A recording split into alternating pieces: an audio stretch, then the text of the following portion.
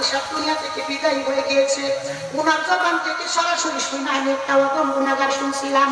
ওনার এলাকার পাশে একটা বাড়ি ছিল, তিনদার ফ্যামিলি ছিল, স্বামী ছিল তিনদার, স্ত্রী ছিল তিনদার, ঘরের ভিতরে 5 বছরের একটা সন্তান ছিল। 5 বছরের 5 বছরের সন্তান।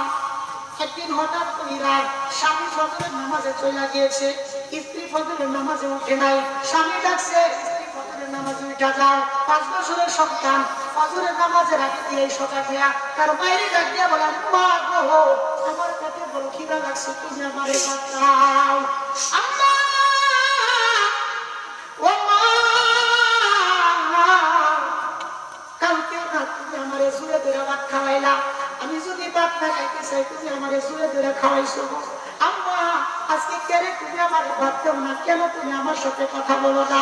মায়ের মুখের উপরে গিয়ে সন্তানটা নারায়ার বলে মা ভাত দেও। যখন তার বাবা মসজিদ থেকে আসছে, আইসা দেখে তার মা আর নড়ে চড়ে না। সন্তান তার বাবার কাছে বিচার দেয়, আব্বা গো, আব্বা, আমার মা আমার সাথে কেন কথা পাই না? যখন তার স্বামী স্ত্রীর হাতের মধ্যে ধরছে, দেখে যে তার স্ত্রী আর দুনিয়ায় নাই রে, তাকে ছাকা দিয়া তার সন্তান এতিম বানায়া এ দুনিয়া থেকে পরকালে চলে গিয়েছে। বন্ধুরা, কঠিন মনোযোগ দিয়া শুনে গেছে।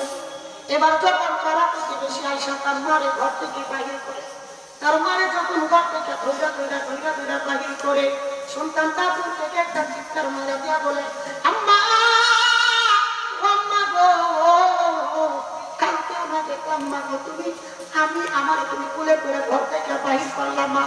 ও মা, আজকে কেন গো তোমার মানুষে ঘর থেকে ধরে বাহির করে? মা গো, তুমি কি হাঁটতে জানো না?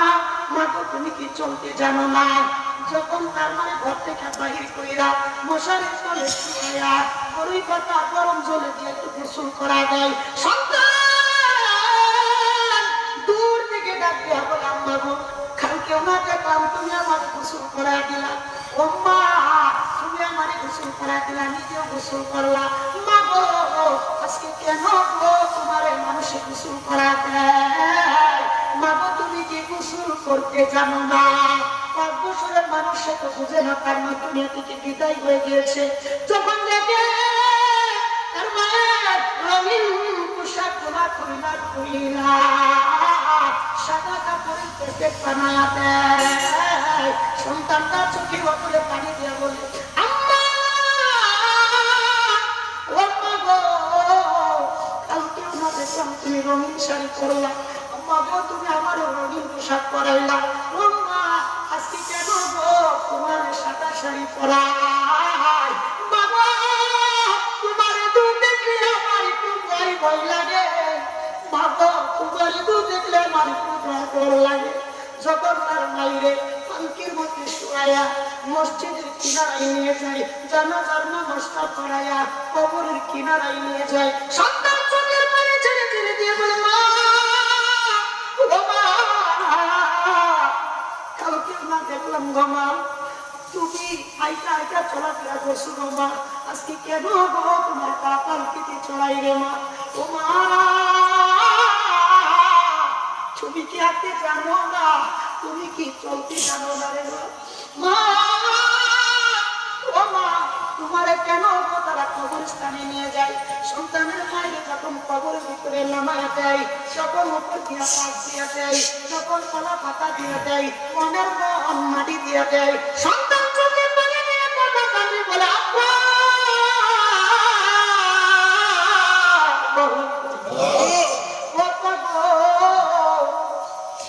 তুমি তো আমার মায়ের কবরের ভিতরে রাখিয়া দিছো আব্বা। ও আব্বা, আমি যদি না খাইতাম আমার মায় আমার একটা দেখে খাওয়াইতো, আমি যদি না ঘুমাইতাম আমার মা আমার ঘুম পাড়ানোর গান শোনায় শোনায় ঘুম পাড়াইতো। আব্বা, আব্বা গো, আব্বা, আমার যদি কেউ পার করতো আমার মাই সেটার প্রতিবাদ করে, আব্বা, আমার মাই তো আমার সাথে খেলা করে, আব্বা, আব্বা, আজকে দেখি কে আমার ভাত খাওয়াইয়া দিব, কে আমার ঘুম পাড়ানির গান শোনায় দিব। আমি সন্তান রে একই বানাইয়া আমার আব্বাই কবরে চলে গিয়েছে।